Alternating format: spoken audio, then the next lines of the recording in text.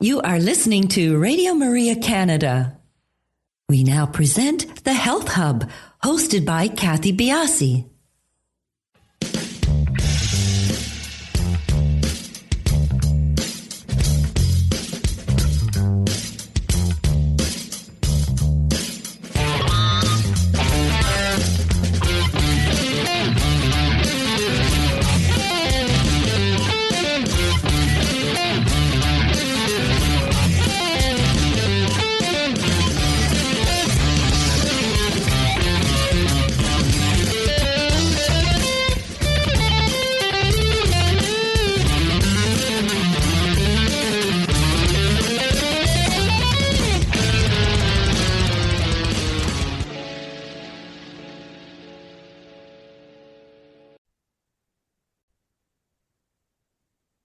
Welcome to the Health Hub on Radio Maria Canada, exploring cutting-edge health and wellness information and therapies, helping you to take your health to the next level. I'm your host, Kathy Biasi, and I'm an holistic nutritionist and a professional cancer coach. In today's episode, we are exploring one of the most exciting frontiers in regenerative medicine, stem cell therapy. From reversing aging and healing injuries to optimizing overall wellness, stem cells are revolutionizing the way we think about medicine. But how do they work, and how are they being integrated into holistic and functional health approaches to enhance longevity? Today we break down the science, the myths, and the real-world applications of stem cell therapy in integrative medicine with our guest, Dr. Jeffrey Gross. Dr. Gross graduated from the University of California, Berkeley, with a degree in biochemistry and molecular cell biology. He earned his Doctor of Medicine in 1992 from the George Washington University School of Medicine. He contributed to virology research during his studies. And after graduating, he undertook a residency in neurological surgery at the University of California, Irvine Medical Center until 1997. He then pursued a fellowship and chief residency in spinal biomechanics at the University of New Mexico until 1999.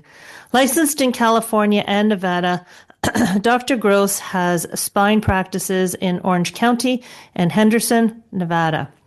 A trained neurological surgeon, he specializes in athletic injuries and spine procedures and offers longevity and biohacking consultations. He achieved board certification by the American Board of Neurological Surgery and is a member of several prestigious medical societies. He has written textbooks and articles in his area of expertise, and is a peer reviewer for the state of California and a scientific journal. Since 2020, Top Doctor recognized Dr. Gross as a leading neurological surgeon. He also received HealthTap's 2022 Top Doctor as a top neurological surgeon in the United States. He received this award. Dr. Gross founded Recelebrate, focusing on anti-aging and regenerative medicine. So if you are curious about the future of medicine and how it can help you to live a longer, healthier life, stay tuned. This is an episode you don't want to miss. We talk about what stem cells and exosomes are, how stem cells are being used in regenerative and longevity medicine, and how lifestyle choices can amplify the longevity effects of regenerative treatments. Stay tuned. We will be back in just a few minutes. You are listening to Radio Maria Canada. We now continue with the program, The Health Hub, hosted by Kathy Biasi. Welcome back to the Health Hub. Please follow us on our social sites. We are on Instagram, Twitter, and Facebook, and we are at the Health Hub RMC on those locations. I apologize. We are on Instagram, Twitter, and X. So please follow us on those sites. Dr. Gross, welcome to the show. Thank you so much for having me. Well, if there's ever a topic to be educated on, This is it. And everybody, I want to lay the groundwork here. We are going to be talking a little biology. We're talking stem cells, exosomes, or application. We are not going to get too deep into the biology part of it, just enough of an explanation so that you have talking points with people and you can really see what's being laid out in front of you. So with that being said, Dr. Gross, can you start our conversation by telling us, first of all, why you came into this area of medicine, and then leading into the difference between, or the explanation of stem cells and exosomes? Sure. Thank you so much. So the short version of my journey is I'm a spine fellowship trained neurological surgeon. Been doing that for 26 years. And it was my patients who came to me saying, doc, the physical therapy, the chiropractic, helped a little, didn't work too much. I tried some injections in my spine, didn't help too much, but I'm not ready for surgery. What else you got? How about stem cells? So I took it upon myself, since I wasn't trained in medical school or residency, to apply stem cells particularly to change direction. I started going to different conferences regarding regenerative medicine, which is the field that stem cells and all these things fall under. Okay. And I re-educated, I retrained to offer a regenerative option for patients short of surgery. And it has blossomed into so much more than that, because now I do much more than the spine. I treat joints and inflammatory problems, and people do it for health and wellness. We've got all kinds of things. So it's just blossomed in a whole new version 2.0 of my medical practice. As to kind of a stem cell 101 for people, stem cells are what made us when we were in the womb. All our cells stem from those sort of very powerful cells. And when you're in the womb, you start out as an embryo. Those are called embryonic stem cells. And we're really not using those clinically these days, although there's some research in that area. And when we do someday learn how to regrow a finger or a limb, it'll be from those stem cells. But they become a little less powerful when you're born. But we use our stem cells all the way through our life. We use them better when we're younger and growing. And then as a younger adult, we use them to maintain, replace, restore, and if we're hurt, heal. We can replace different cells in the body. And most of these live in our bone marrow, although other places. And these are very important cells, and they kind of hang out dormant until you call for them or you need them. You can stimulate their release through certain diet and supplements, through fasting, through yoga. There are many ways to stimulate your own stem cell activity. But there becomes a time when our stem cells just aren't working as well to help us stay younger. And that's where regenerative medicine comes in as a strategy or a cheat code or a biohack to help someone who needs a little extra help in that department. Okay, so what pops into my mind here are our stem cells a finite number, or do we continue to produce them and that production slows down? We don't produce more, but they live dormant, ready to be called upon, and that number can decline. The number of circulating stem cells can decline, and that can vary with certain activities, in the body. And then their activity, their efficiency declines, just as our body is exposed to the environment, and the environment causes oxidation and inflammation, which is code for aging. Then our stem cells too are exposed to those. So that's why they don't work as well, even if the number is adequate. So then as a physician, as a doctor using stem cell therapy, are you getting stem cells outside of the person, or are you yes. Okay. And from where? So there are two sources, right? You can take them from your own body, but Kathy, when I take my car to get the oil changed, I don't put the old oil back in it. I want the clean young stuff. So the best source ethically is donated by a mother who is going to have a baby by C-section. And after she has the baby, instead of throwing away the amniotic fluid and the umbilical cord and all those important parts, they are actually donated, and from them we can derive different types of biologics, including stem cells, stem cell-derived exosomes, and other growth factors found in amniotic fluid, for example. Okay, so you brought up the word exosome. I don't think we've hit that yet. What is an exosome versus a stem cell? So it turns out if you were to come visit me here in Las Vegas and I gave you in your vein some stem cells, they would be gone from your body in 10 to 14 days. But the benefits would last well beyond that. And you have to ask yourself, well, if the cells are gone, what happened? Why is it still helping?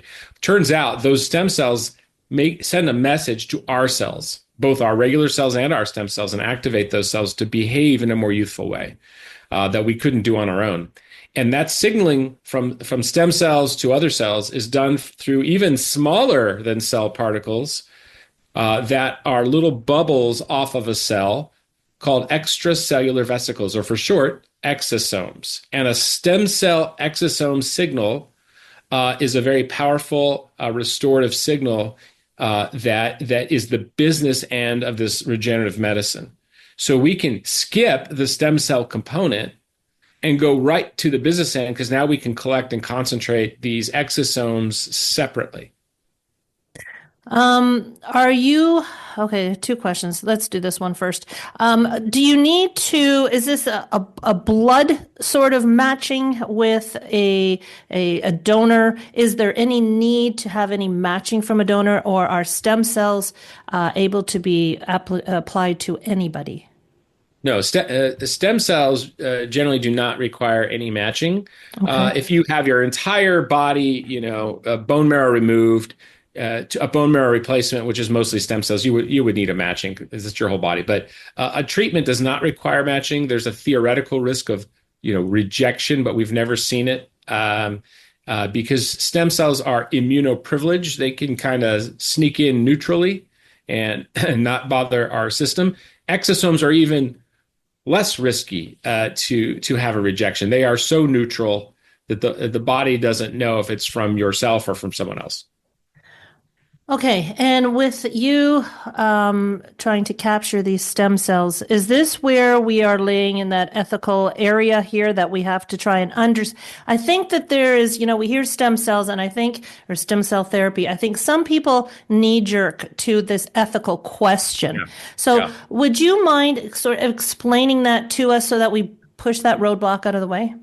Yeah, and this is odd to me, and I hear this question a lot, and I don't know where this myth started, but there was this concept that people were either having babies or harvesting, from aborted embryos or something like that for stem cells. I have never seen that, never heard of it. Don't know if that's ever happened. I certainly have no sources of stem cells or exosomes that come from anything like that. Everything we have is through, certified donor services, FDA compliant and certified labs that test and screen these materials here in the States from donors who have not had any COVID vaccine. I mean, this is a stringent process. Okay. And are you still doing traditional medicine as well as, regenerative medicine? I don't even know if you would call that an I guess it's more of an integrative field, but you marry the two? It depends on the person. I still do some traditional medicine. I am happily able now with this new tool to have to recommend fewer surgeries, to have to and enjoyably have to recommend fewer pharmaceutical medicines. I think we're helping people with longevity, healthy longevity, and health and wellness desires, not just their needs. So, but the two still, overlap in my brain and are applied as necessary. Well, are people, as stem cell therapy becomes more prevalent and accepted? I mean, we still have contingencies that, in Canada and the U.S. and regulations and so forth. But where are you using the bulk of your application? Is it still in spinal work, or would you say in joint work? I think, I would say at least half my practice is musculoskeletal, so spine and joints, structural parts, because that's kind of the low-hanging fruit of regenerative medicine. because you look at degeneration of joints and osteoarthritis, which is part of that process. That's sort of an early outward symptom of a person harboring a lot of inflammation, aka age-related cellular changes. So we see that early, we see it often, and it affects people profoundly. So that's about at least half my practice. The other half is probably health and wellness, preventative, addressing people with inflammatory burden like autoimmune syndromes or certain infections like Lyme's or long COVID, where they have more inflammation than they should.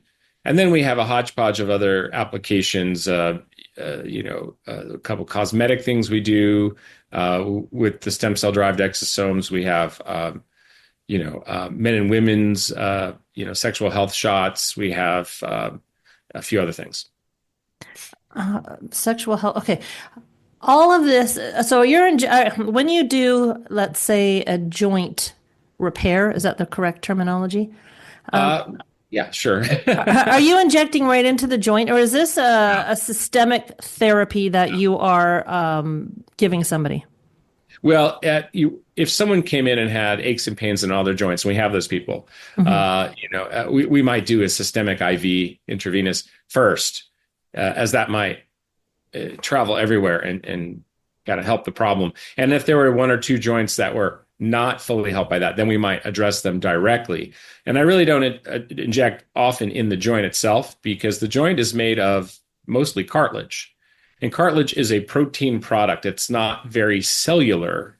So there's not a lot of cell activity or biology going on in the joint. Just like your hair is the protein product of cells in your scalp called follicles, cartilage is a protein product of cells in your bone edge, in the old growth plate of the bone, called chondrocytes. Those are cells that make cartilage. So we inject, under some twilight sedation, the bone edge. And the results are superior to injecting the joint. And I didn't, invent that. That comes from some wonderful, longstanding clinical research out of Europe, where they a few years back published a 15-year follow-up demonstrating that the bone injections were superior to better results and longer lasting results than injecting the joint cartilage. So what are the stem cells doing when they enter the human body? So they are a stem cell will likely bind to an area where it's called to, that has an inflammatory call signal, like the bat signal. It will deliver its exosomes to that cell and the surrounding cells. It will change what's going on inside of our cells that receive those exosomes to stop acting in war mode or defense mode, which is an inflammatory mode. And they will flip over to peacetime mode, which is anti-inflammatory mode, where they can be more optimally functional. So if it's a cartilage producing cell, they can go from cranky, I don't want to make any cartilage, to, hey, I feel better. Let's make cartilage and help this joint again. So is this a preventative treatment? It could be. Some people, my biohacking crowd and myself personally, I do this intravenous every few months as a health and wellness move, or a anti-aging or preventative move. And the research is solid behind the preventative aspect of some stem cell therapy? For cellular health, yes. It shows a reduction in age-related biomarkers in the bloodstream, age-related biological tests like, some of these DNA markers and, the antibody glycan markers. So I don't think we have long-standing longitudinal studies showing decades of benefit yet, but we can at least look at the cellular markers and show improvement. We also see people who have improvement in health metrics. So any of the audience that's wearing an Apple Watch or an Oura Ring or something like that, who tracks like their heart rate variability called HRV, we see improvement in those health metrics after some regenerative stem cell or exosome treatments. And what's the difference between regenerative and the longevity medicine? Or are they kind of the same, different sides of the same coin? Well, regenerative, is probably an overarching theme where, it does include longevity, because if you regenerate your cells, your cellular population is effectively younger, and that is someone that will have more longevity.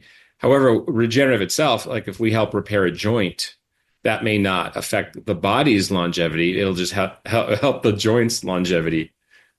Okay. And what do you see are the because it sounds like it's a cure-all. I mean, this is what it sounds like from the scratching the surface. What do you see as some of the limitations, if there are any, in stem cell treatment? Well, I think a few things. One is, we are just using generic stem cells right now. We're learning that there are subtypes and more powerful ones and different things coming that will be even more tailored to certain problems, because stem cells aren't a cure-all. We haven't fixed everything. We have some people that don't have a full response, but it's a natural way to help avoid surgery or joint replacement, perhaps, or maybe stay away from pharmaceuticals. And we are learning more about it. I mean, we are still at the beginning of this. It's only going to be growing. You think about space travel and people spending years on a long journey to Mars and back, and they're going to have to take with them a stem cell lab. And that lab we will have new knowledge here on Earth that we will have to transmit to them to help fix problems they will encounter. And they'll use those stem cells, they'll modify them, they'll do all kinds of things to find these sort of biological treatments for things. So it's not a cure-all, but man, it's a step forward. It's easy to do. I think the other roadblock is access. We've got some regulations, at least here in the US, that we can't make any marketing claims regarding treatment or cure. And there's good research. Most everything we say is based on some good research. Most of the research comes from other countries because there's been some delay here in getting that to the US. So I think access is the other obstacle. And do you see this being? Is this the integrative piece? Do you see it being applied at all at this point in conventional medicine? I think it will come. I think those of us that have sort of retooled and embraced regenerative medicine will I have a desire to help influence medical education, going into medical schools and adding this to the curriculum so that doctors come out and they're not they don't have the blinders on with regards to this, like I did when I came out of medical school, which was many years ago. But at least I went back and re-educated. And I think that if your doctor's not open-minded to at least talk about it, then your treatment is no more modern than the year that doctor graduated medical school. Well, is this therapy available readily? I mean, in Canada, I don't know, but in the States, is stem cell therapy readily available, or is it for the wealthy? No, I mean, listen, it's most of the health insurance in the U.S. won't cover it unless you have a health savings plan. So, luckily with the exosomes, it's brought the cost way down. It's but it does cost something. Yeah. So I know that a lot of people leave the U.S. even go down to Central America and spend $30,000 US. But a couple doses above and below the knee, here is probably a third of that with the exosomes. So it's coming down. And interesting thing, you may have heard of PRP or platelet-rich plasma. Yes, that was my next question. Yeah, it comes from your own blood, and it's sort of a low power regenerative offering.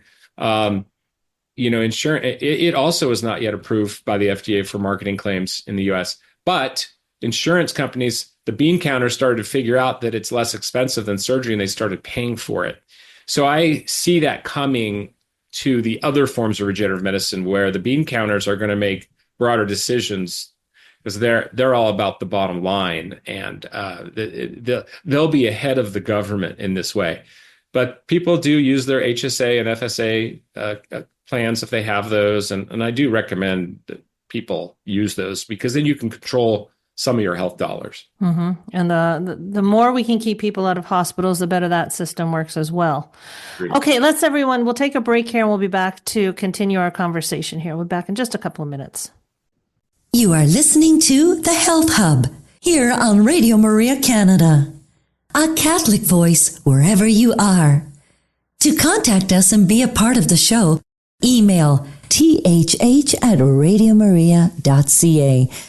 We now continue with the program. Here once again is your host, Kathy Biasi. Welcome back. We are having a very elucidating conversation with Dr. Jeffrey Gross. Dr. Gross, I wanted to ask you, one of the issues that we talked about, sort of the, I don't know if you call it the morality, that issues that people have had in the past about where stem cells have come from and so forth. Is there a movement, is it even possible to manufacture stem cells? Well, besides the fact that, pregnant women are manufacturing them every day for us, they can be taken from an umbilical cord and put into sort of an incubator, petri dish sort of situation where they are allowed to divide. And that is sort of a form of manufacturing.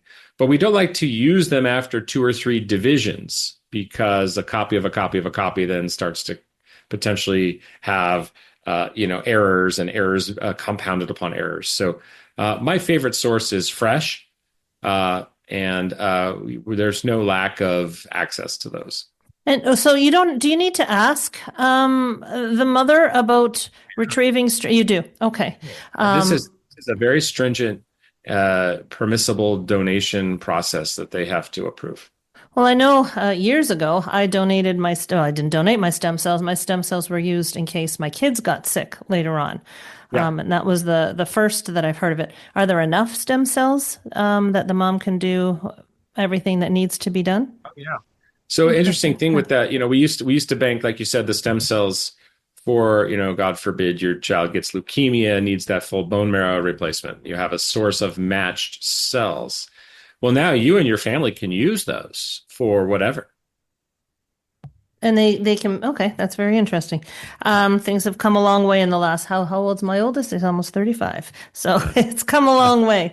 Yeah. Are there any specific risks that come with stem cell therapy? Are there people that are diseased, certain autoimmune issues or heart attacks, anything like that you would say the risks outweigh the possible benefits of stem cell therapy? Well, this opens up the cancer conversation. So we haven't used generic stem cells or exosomes on anyone with an active cancer diagnosis, not because the stem cells will make it worse necessarily. It's because we just don't have enough knowledge there, and we don't want to do anything shooting from the hip. So, however, having said that, there is a subset of regenerative medicine that we now have access to called NK cell-derived exosomes. And if you'll just allow me a minute on this topic. Yes, please. Part of our immune system is the white blood cells, and a small percentage subtype of those cells are called natural killer cells, or NK cells. And those cells go around our body every day, and their job is to identify and remove accidental cancer cells that we made. And yes, we make accidental cancer cells. And they get removed, they get cleaned out. We also make cells that become old and boggy and less functional and inflammatory, and they leak stuff and they take up resources, and they're called senescent cells, aka zombie cells. And NK cells remove zombie cells. And you think about it, if you have if you can remove these older cells from your bloodstream, you have a higher population of younger cells. And that means your body is biologically younger. So that helps with healthy longevity. So NK cell activity is very important. We do find in people with cancer, they have reduced NK cell activity, which we can have over time. Just like our stem cells decline in their activity, so do our NK cells. Well, it turns out that if you activate NK cells and then put them in a petri dish with tumors, it'll eat away the tumor without harming normal tissue. And that's done, of course, through NK cell-derived exosomes. It's a cell signaling. Well, it's very difficult to collect these NK cell exosomes because NK cells are such a small percentage of cells anyway.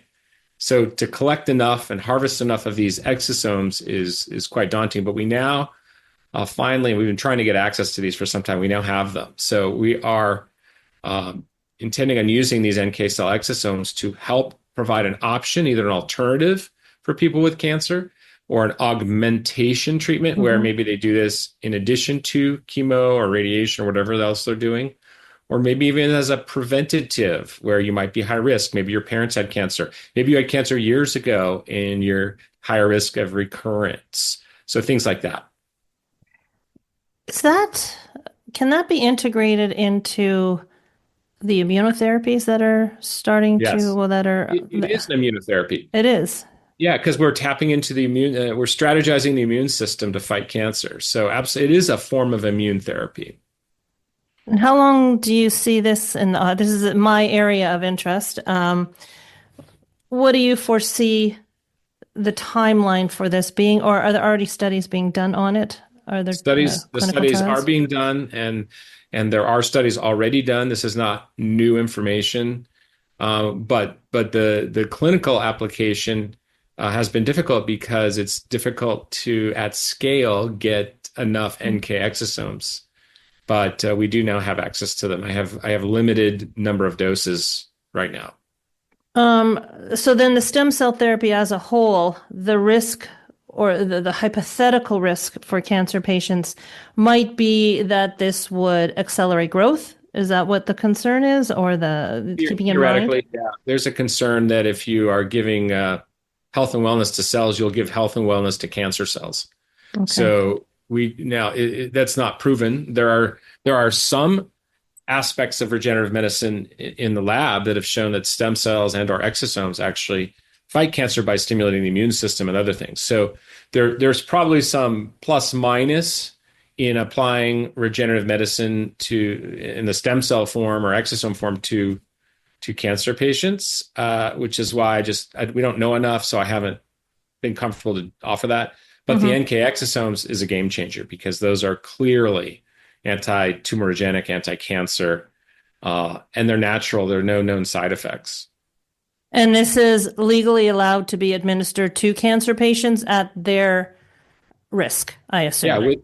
Yeah, with informed consent.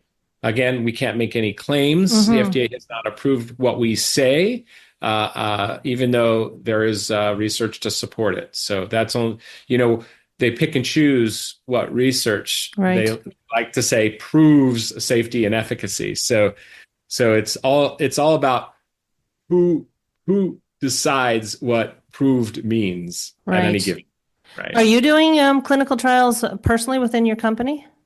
We have participated in some. I'm not currently active in any right at this moment. More treating patients, but we're open to it. So your company's name is Recelebrate. Very clever. When did that start? And tell us about what you are offering.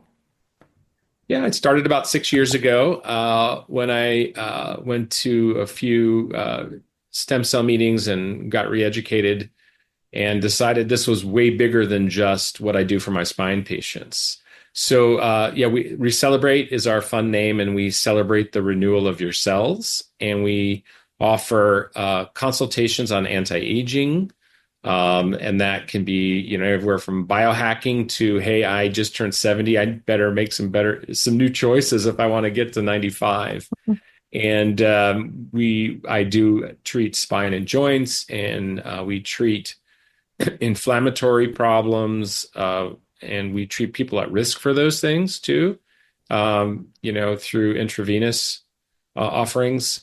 We address specific issues. Sometimes we investigate. Sometimes someone calls me and say, hey, I've got this weird problem, and we look into it. And if we can find some good research that supports it, we may offer them a trial of trying something in the regenerative stem cell or exosome realm. So we are hopefully part of the tip of the spear of regenerative medicine in people who want to try something else as an alternative. Now, do you incorporate lifestyle practices as you're doing the stem cell work? We touched briefly upon it, but it might be worth revisiting. There are ways to encourage stem cell usage within our own body. So as you're doing the therapies, the technical therapies, are you also laying out the groundwork for how to do the stem cell regeneration naturally. Absolutely, we are. And people who do come for a stem cell or exosome treatment, we want to optimize them first. They'll get more out of it. Their cells will be more receptive. And that might include talking about diet, when you eat, how much you eat, what you're eating, how clean is that food, supplements for dietary gaps, exercise, body composition, sleep habits, mental stress, breathing, the whole gamut. Hormone optimization, everything. We want people totally ready if they come do something. And by the way, not everyone has to come here for a treatment. There are many things you can do that we can coach you on where you can get regenerative medicine, through your diet, through your exercise, through hormesis, which is a little bit of stress to your body to build resilience in your cells, like high intensity interval training, which can be very short workouts, like hot sauna, cold plunges, fasting, things like this. And, they're a part of our diet that has exosomes in it. You think about bone broth is from bone stock, and bone marrow is another one where it has plenty of stem cells in the bone marrow, and you're getting the exosomes and the stem cells when you eat that. Certain fruits and vegetables have exosomes that actually impact what's going on inside of our cells because they're so highly preserved. So all these things have interplay, and you don't have to have an IV of exosomes to get benefits from exosomes if you learn all these other ways. Interesting. Okay, that kind of leads me to what caveats do you, if you were, for our listeners, for today's show, are there caveats that people should be aware of if they are going to research this area of regenerative medicine, if they're going to go and investigate stem cell treatments? Are there things that they should be looking for and some red flags? Yeah, I mean, you don't have to, go to a faraway country and overpay for things that are available clinically nearby. You want to talk to someone who has experience in all the different aspects of regenerative medicine. Some clinics have been offering stem cells for 20 years and they've never advanced to exosomes and things like that. Not that the stem cells are wrong.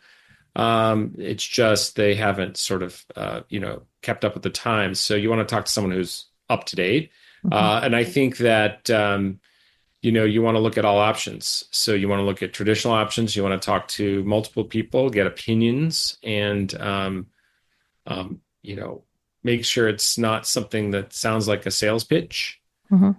There are a group of chiropractors here in the States that push stem cells through some kind of marketing plan, and they can't, deliver them themselves. They're not qualified for that. So, don't make sure it's not a salesy thing. I think that throws it off. Okay.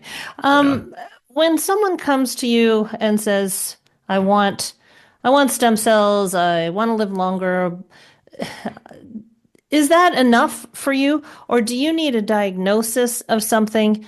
Does it matter what a diagnosis is? Does it need to be accurate, or these stem cells just will have at it as they enter our body? Well, again, they're not a panacea. They don't cure everything, but they have been shown to have health and wellness benefits at a preventative level. And if we're going to move from a sick care system to a healthcare system, we need to take preventative action.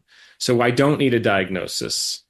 We would be more thorough about that and make sure that this person, go through the lifestyle, go through everything, and maybe even do some labs and what have you. But people come in knowing they want it. They've heard about it. They know people that do it. They want to do it. And I do it myself for that reason. Have you noticed a big difference? Or I noticed the first time I did it was amazing. Like energy was very different, stuff like that. But I've repeatedly done it, and then it didn't have each time that same amazing response. And I don't know if it's because I've been able to suppress my inflammation and I'm already sort of optimized. Mm-hmm. But I recently tried a higher dose and had a bigger, outward benefit where I felt it again. So I guess the real question here is, if you're doing it repeatedly and you're not feeling a wow every time, is it doing anything? And so I've checked my labs and things, and the labs are good. So I don't I have the concept that I'm taking preventative action. Okay, fair enough. Now, would you say that that's the best approach, or do you want people coming in with disease, like an autoimmune disease that you're trying to cure? Or we're just going to do this as a better health idea? I think we want to be a hub for people who have interest in this or can't find it where they are, whether they have a problem they want help addressing, like an autoimmune problem, or they don't want to get age-related inflammatory-based disease processes. So we want to slow and delay that, and that's what healthy longevity is all about, how to approach it. Do you have a story of success that stands out in your mind? Yeah, one or two? I do, of course. So one of my favorite patients came in a number of years ago. She's I think she was 79 at the time, and she's this sweet woman who her hobby is painting sort of rocks. So she painted me this rocks like a paperweight. It's in my other office, and it's got designs very pretty, and that was her little hobby. And she would paint them and give them to people and brought them to me and what have you. So she came in one time and said, "I just can't paint my rocks anymore. I've got osteoarthritis and pain in all my hands, my joints, my toes, my knees. I can't move around. I'm not cooking as much." And she was clearly losing her independence. So we did actually a very low dose exosome, stem cell derived exosome IV on her. And within a day, she could move her hands again. She was painting the rocks. She was cooking. She was walking. I think I saw her a week after we talked on the phone, and she told me how well she was doing. And oddly, she had never told me, but she had lost some vision in one eye years ago, decades ago. And she said, "You know what? I can see light again in that eye." And we didn't even contemplate that she was going to have any change there. I certainly didn't, but there must have been some inflammatory component that was suppressed. And that was amazing. But she said to me, "Okay, I feel great. When do I come back?" And I said, "You tell me when your pain comes back." And I figured we'd see her in 3 or 6 months. 2 years went by before she called really? me. And she called and said, "I think I need to come in. My hands are starting to get crampy again."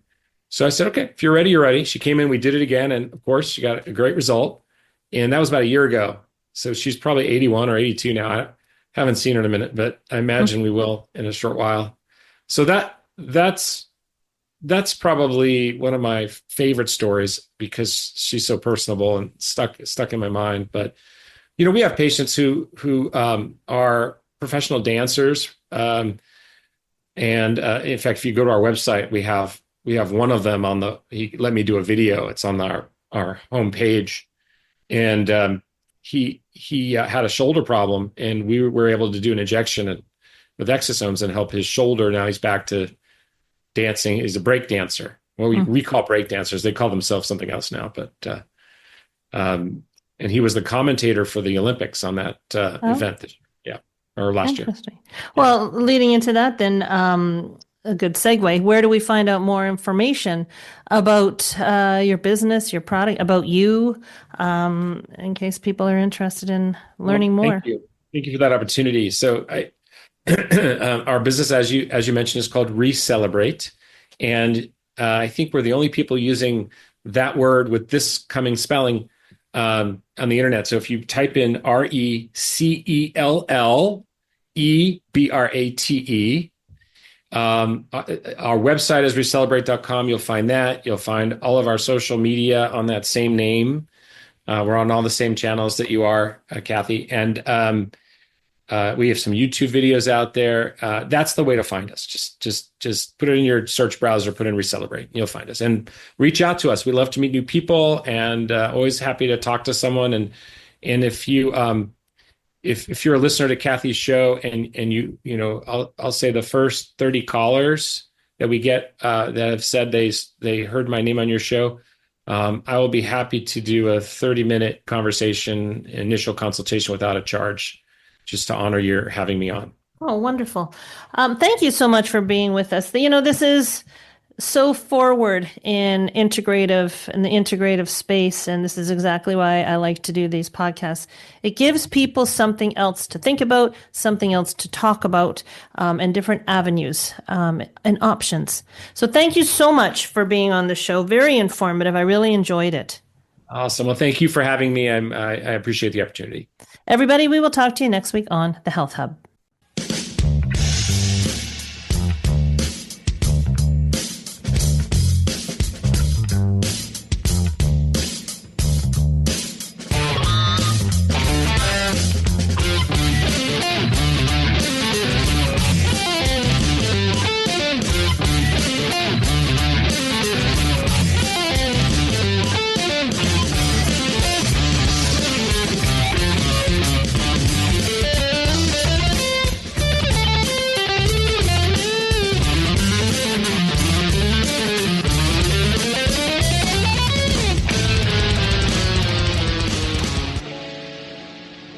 You have been listening to The Health Hub, hosted by Kathy Biasi, here on Radio Maria Canada.